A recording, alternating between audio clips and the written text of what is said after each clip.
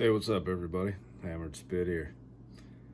If you're one of the few that have actually watched any of the videos that I've put out, you've noticed I may have mentioned an upgrade was coming. Well, it's here.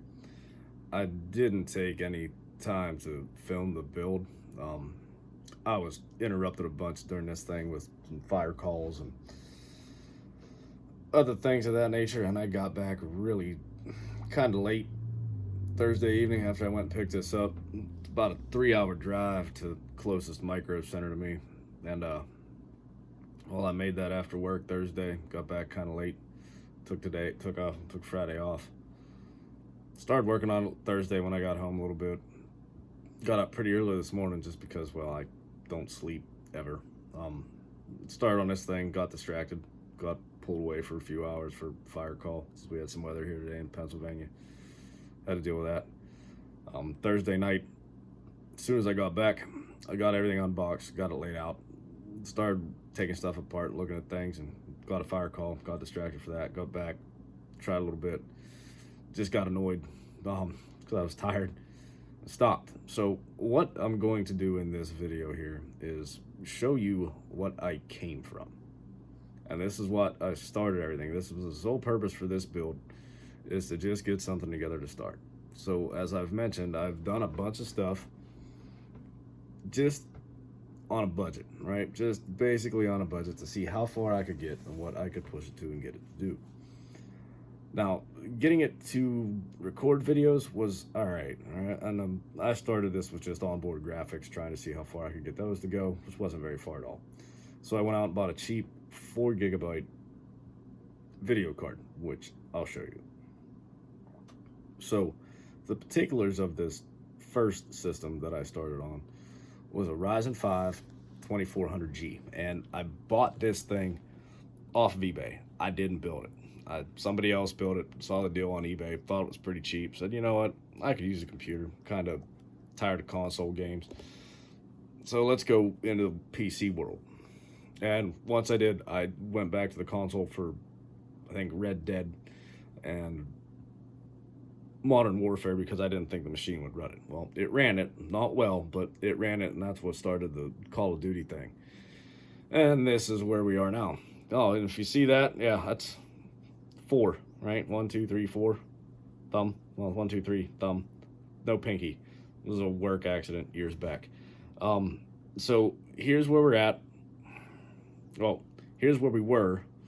I'll get to where we're at in just a minute. Now, I don't know how this is going to work. I'm using a real jank thing to hold my phone so I don't have to hold it in my hand. So let's see if I can get this camera to spin around, and we'll go from there. I don't know if I will be able to. Oh, look, I'm filming this on an iPhone XR.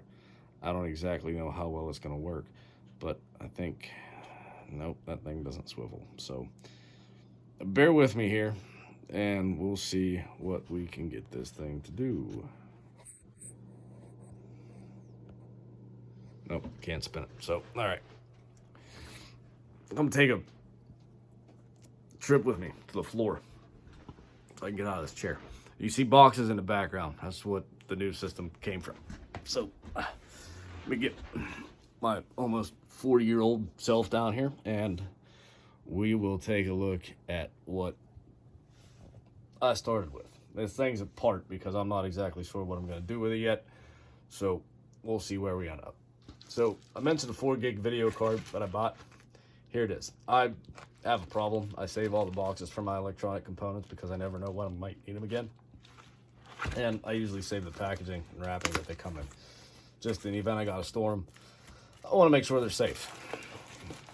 Call me a hoarder, pack rat, whatever, but that's only really happens to electronic components. Most other things I throw away. What you're looking at here is an RX 560. Now, I happen to be kind of partial to AMD, just a preference thing. So I like to, if I'm using like an AMD socket motherboard and processor, I like to use a Radeon graphics card, just to get the software compatibility. So yes, you can touch PCBs. It does not hurt them. A lot of folks wear static, ESD discharge wrist straps, right, to discharge the static electricity you pick up when you shuffle across your floor. I don't. I work with these things. I know how robust they are. The solder connections here, you're typically okay. Those are done 99% of the time with a solder bot or a wave solder machine or something like that. It's safe to touch these. It's not going to hurt anything. If once you start damaging traces and, you know, if you dip these things in water or something, then yeah, okay, you got some problems, but just a little bit of oil from your skin, not going to hurt them. These things are pretty robust creatures. So here's the 4 gig RX 560. This was an XFX version. It was not overclockable, even though I thought it was when I bought it. Turns out it didn't work too well when I attempted to overclock it. It would basically cause the system to say, nope, not today. Just ain't got the power, Captain. We can't do it. But it did the job, right? For a little 4 gig card, it performed like I wanted it to. It accomplished what I needed to accomplish. Was able to record. Might not have got 1080p. Might have got 720. Might not have got quite 60 frames a second, but we sure tried with manipulating settings and whatnot. And it worked, right? It did the job. A lot of the videos on the channel, early videos, were recorded with this. LSPDFR was all recorded with this. This is the sole reason why I bought it, was to do LSPDFR, because the onboard graphics with this thing just simply didn't cut it.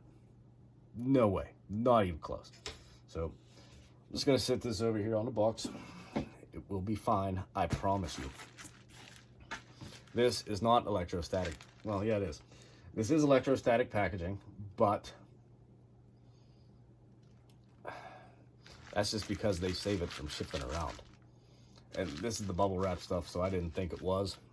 Typically when you use this, it's some different type of material.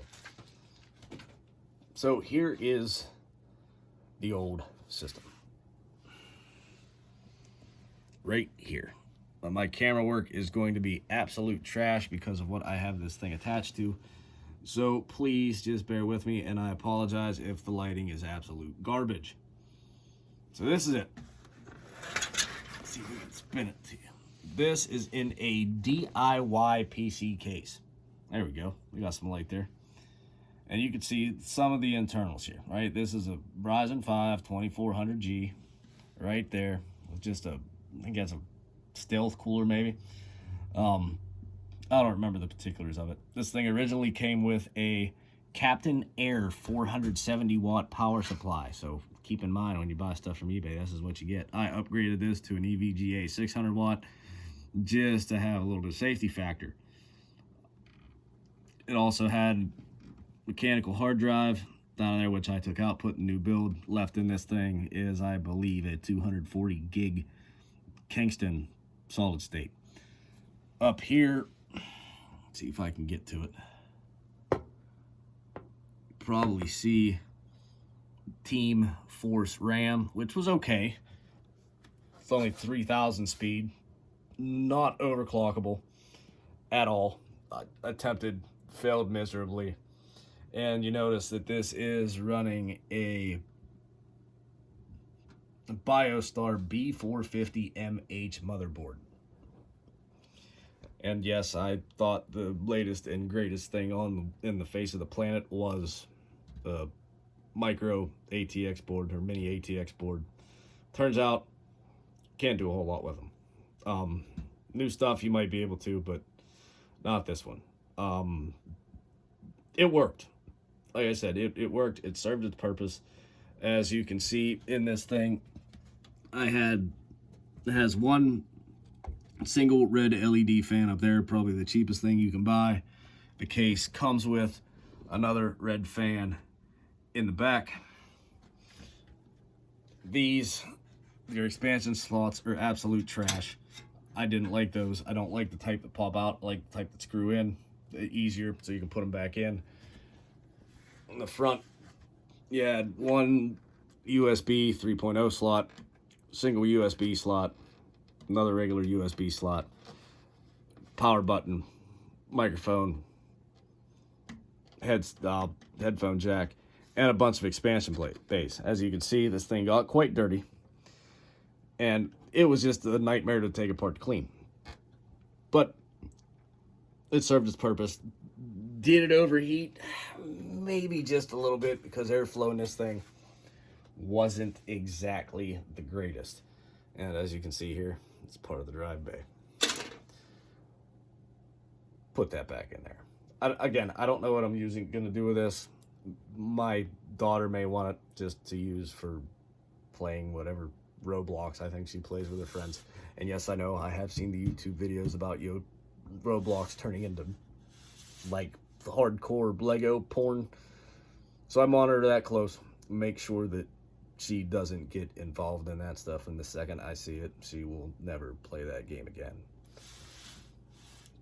Cable management in this thing, I'm not going to waste the time and show it to you, because, well, I was never a big proprietor of cable management. I figured if it fits, it ships. So stuff the cables in that side of the case, you really can't see it anyhow. Make it fit. As long as they're halfway organized, that was fine by me. It's kind of the same way I did the new build. Probably won't tear it apart and do anything else with it. But I made it a little easier on myself, and we'll get into that in a bit. And we'll go from there. But this was like $600. Just a little over. Got the job done. So you can start PC gaming, and you can run titles like Call of Duty for $600, and that will probably give you the ability to maybe run Fortnite. I don't know, I'm not a big player of Fortnite, so I'm not sure how well it would run. But if you got children that are looking to get into PC gaming, you can do it for about $600, which is roughly the price of what a new PlayStation system or Xbox system is whenever they first come out. I know that's cheaper now. When I bought my PS4, I bought it for one purpose and one purpose only. That's because Red Dead came back out. I wanted to play Red Dead Redemption 2, so I went and spent like $400 on PlayStation 4, played Red Dead, ended up playing some Tom Clancy Wildlands or something like that for a little bit, just because, well, I wanted a shooter, and I beat Red Dead, and after I beat Red Dead, it kind of lost its luster, so I tried to get my $400 worth out of it. I don't use it for anything else but games, for none of the streaming services, so that was that. And the side panel on this case over here by the wall, hope you can see that, has a spot to mount a fan on it. I didn't do that. I probably could have and got some better airflow out of this thing, but I didn't. So I just dealt with the garbage thermal properties. Now I gotta try to drag myself off of this floor. We're gonna go over to some boxes. I'm trying to do this carefully. As you can see, here are the boxes. You know what? I'm just gonna do it this way. And yeah, this will probably be unedited too, so you can see me crawl across the floor to the boxes. So here we go. We're gonna go through some of the boxes and show you what we're rolling with now. This, as you can see, EVGA 850 watt G3 Supernova fully modular power supply. It was a pleasure to work with something that was fully modular, so I didn't have to fish cables all the time. Absolutely enjoyed that. On to the heart of the beast. And this is what we got right here. AMD Ryzen 9 3900X. 12 core, 24 thread processor. Should do the trick. We decided to upgrade cooling a little bit. This is an $80 cooler, right? It's all self-contained. I'm sure you've seen reviews on these if you're into anything regarding computers and you want to get into the liquid cooling realm. Cooler Master Liquid ML240L. I'll admit, this thing gave me a fit. I'm no professional computer builder by any means. Not at all. With the help of my buddy over at Backwoods Messery, I got it done. But if it wouldn't have been for him giving me a little bit of advice on how to hook that up, I'd probably still be here trying to look at this thing and staring at it and going like, what do I do? But we got there, and I like it. I really, really like it. Oh, and if you're wondering what the stock cooler for Ryzen 9 3900X looks like, in case you're thinking about maybe buying something, on the AMD platform or like this. Here you have it. This is the Wraith Spire cooler. It does have LED function, RGB functions on it. Pretty stout heatsink, as you can see. The thermal paste is off because, well, I couldn't get that to work, so I mounted this and then ended up taking this off. But it's stout. I mean, pretty decent heatsink on it. Not the best, not compared to, like, you know, if you want to upgrade a Hyper 212 or something, would probably be better than this, but stock out of the gate, not bad. These have always impressed me. These absolutely have always impressed me. That copper plate is nice. The heat pipes are nice. It's just a very aesthetic pleasing to the eye CPU cooler. I'd recommend using it. I don't know how well it works because, well, I didn't get to mount it to anything. But I may put it on that other board with a little bit of modifications, so we have a spare. Of course, the tray flipped over. Nope, tray didn't flip over. Didn't even come out of the box. So here's the tray. It comes in. There's the additional USB cord to get that thing, you know, RGB. Feel like pretty lights and stuff. I could personally care less about RGB, but it does make the system look nice whenever you're sitting here looking at it rather than staring at a plain black case. So the new system does have an RGB element to it. So there, that's something you know now. I'm going to rebox this because, well, if you know anything about these processors, they were expensive, and I don't want to lose any of this stuff. So I'm going to keep it in a safe place, because if you would have saw the work area while I was building this thing, you would have thought nothing was safe. I could probably show you some of the leftover hardware, because, well, there was a bunch of it.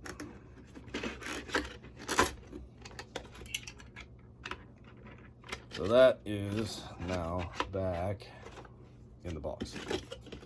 Now, we're going to move on to the motherboard, and I thought about switching over to this board back in that old system and putting the B450 version in, just because as soon as I saw it, I liked it. Maybe it's the digital camo of it. I don't know, but there's something about the board that just drew me to it.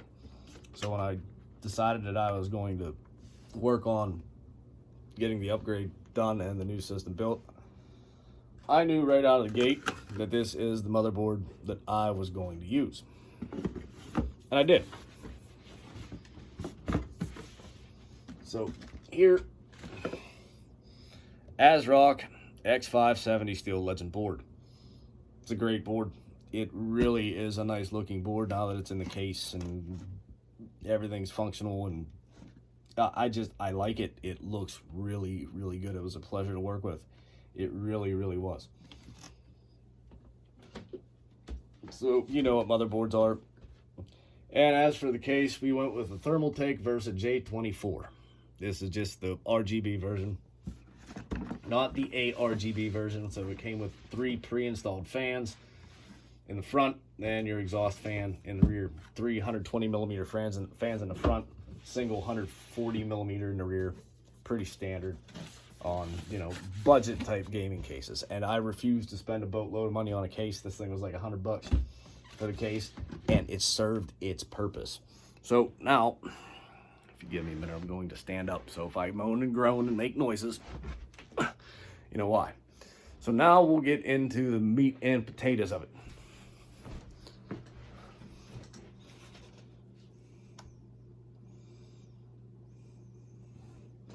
So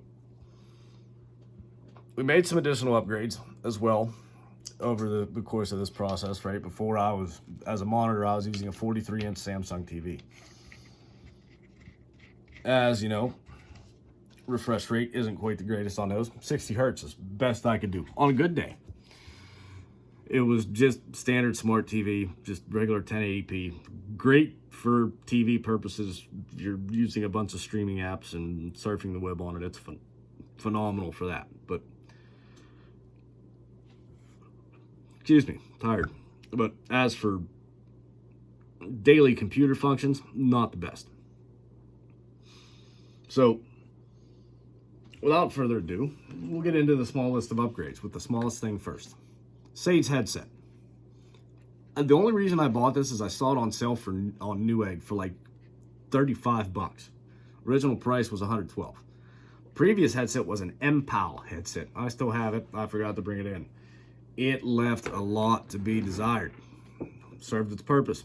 It worked. Got me through what I needed to get through. Till that came along. Now, that's the winner. Sound quality in that is 1,000 times better than that MPAL I have. And that made a huge difference. An absolute huge difference. Sound quality, in my opinion, is something that is a must if you're playing any type of game and you're listening for footsteps and whatnot. The MPAL just didn't pick it up. That one does. No problem. Not a single problem. Mouse. This is just a junk, cheap mouse. I have absolutely no idea. But it serves its purpose, right? I don't use the mouse to play with. I don't like playing games with a mouse. If I gotta play a game with a mouse, I probably won't ever play it. I'm more of a controller guy. And for that, we just use your standard wired Xbox One controller. I prefer wired stuff because it's never gonna die on me in the middle of something. It's always juiced. So now we get into the meat and potatoes of the matter, which is right over here.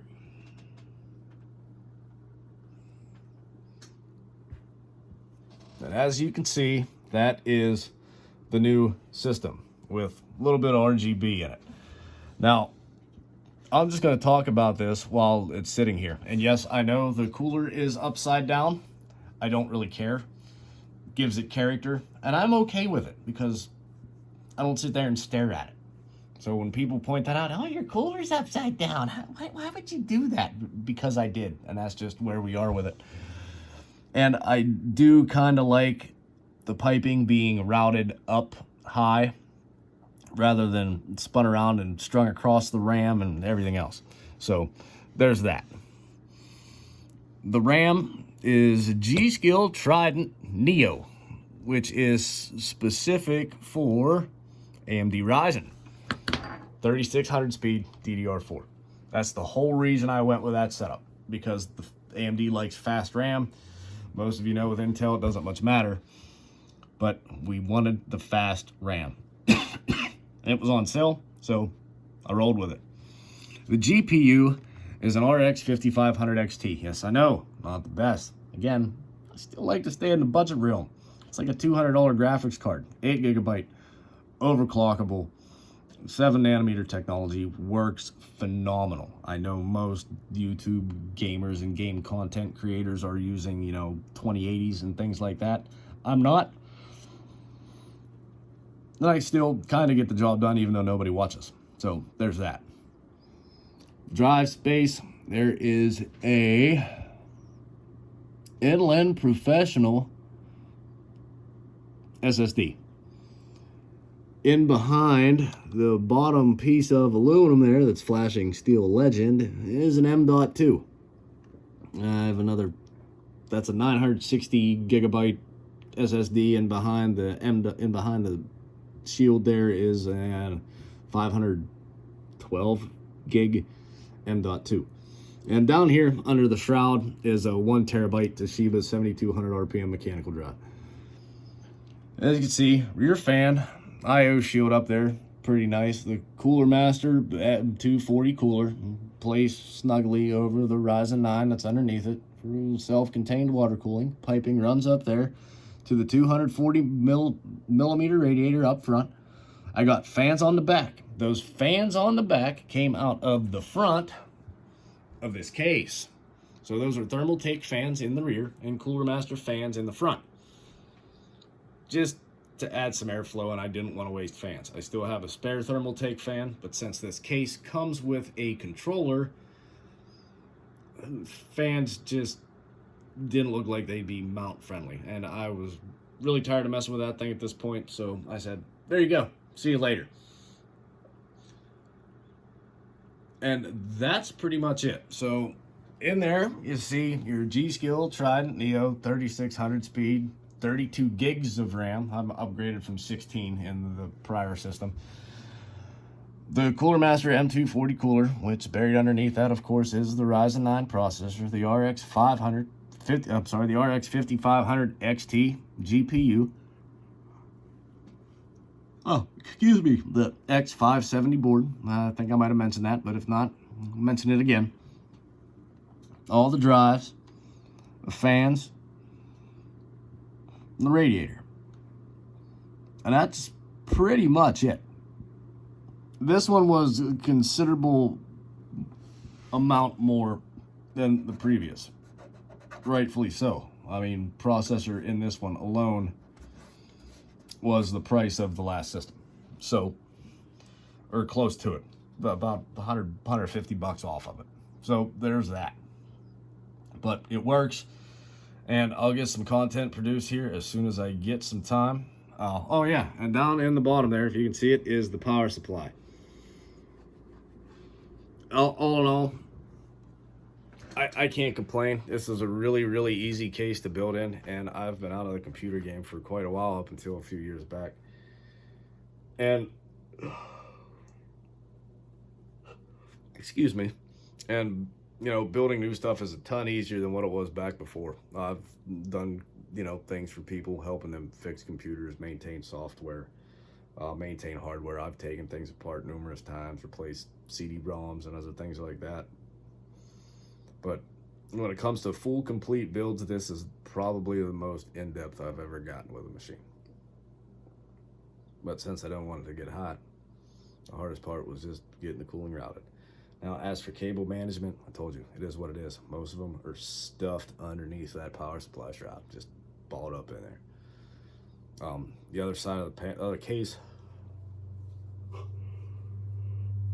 oh, excuse me, we had to give out on some persuasion to get on there, but it made it, and that's what counts, and that's all we really care about.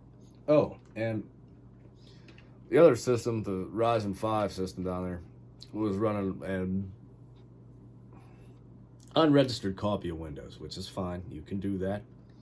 It works. It saves you from spending 150 bucks. But in this case, I added 150 bucks to the build and bought myself Windows because I figured I'm going to need it. And we will switch over to the last upgrade, which is the Viotech GN30B monitor. This is phenomenal. I mean, it's a Samsung panel, from what I understand and all the research I've done. I've picked this thing up on Amazon for like 230 bucks, which replaced the TV I was using. Excuse me, I yawned again. I fell in love with it right away. 144 hertz refresh rate just makes things so much more fluid, compatible with Radeon software, which is what I use primarily for any type of screen cap recording session, and I absolutely love the monitor. Display port, HDMI port. I use it for my work laptop as well. I have an HDMI cable hanging off the back of this thing too, so when I got to plug the work laptop up to it, it works great. Keyboard is just a Corsair K55. I know it's not the most expensive, but it works and it gets the job done. So anyway, folks, there's the upgrade. Figured I'd just share that with you in case you were interested. And if this channel ever grows, I'd like to see where it came from. So anyway, as always, thanks for watching. Please remember to like and subscribe. Please go give a shout out to my boy over at Backwoods Messery. Again, without his help today, a little bit this afternoon, I'd probably still be sitting here scratching my head on this thing. He's much more versed, excuse me, in the area of PC building than I am, but trying to get back on course with it. So, you know, if you watch this and you're thinking about getting into PC gaming, by all means, reach out to us. We can come up with budget-friendly systems, and we'll gladly build them for you. I have no problem quoting and getting you a price and putting something together. he would most likely be the guy to build it, except he will be away for a little while in April. He's in the National Guard. So they mandate what he does. Government kind of owns him that way. So if I got to build it, I'll build it, and I would take the time to cable management. It is not, oh, excuse me again, beyond me to do it. I just don't do it my own stuff because, well, it just takes time I don't want to spend. But if it's for somebody else, absolutely would. So, as always, I appreciate the views. I appreciate you taking the time to watch and look at my ugly mug and listen to me talk about some nonsense. And if you take time to watch the gaming videos, thank you. I know it's a lot of repetitive Call of Duty stuff, but that's the current flavor. And if that's what I like to do, that's what I like to do, so I'm going to do it. I figure if I like it, that's going to produce the best content because that's when I'm having the most fun. So anyway, I'm going to upload this right from my phone, right to the YouTube. So it's going to be raw, unedited content as per usual. And until I dive into the video editing stuff, which eventually I will, I just got to find a moment to sit down and do that. And we'll see how badly I can screw things up. And I'll probably upload that too because, hey, why not? I like watching stuff like that, right? So again, I appreciate you. Please tap that like button, share the snot out of this, tell your friends, leave a comment, help me grow the channel, help me do something here. I know YouTube's a daunting task. Most people it takes years. Probably going to take me decades. I may be pounding on a wooden door from 6 feet underground by the time I even hit 100 subscribers. So that's where we're at. Again, thank you for watching. I appreciate it as always, and I'm out.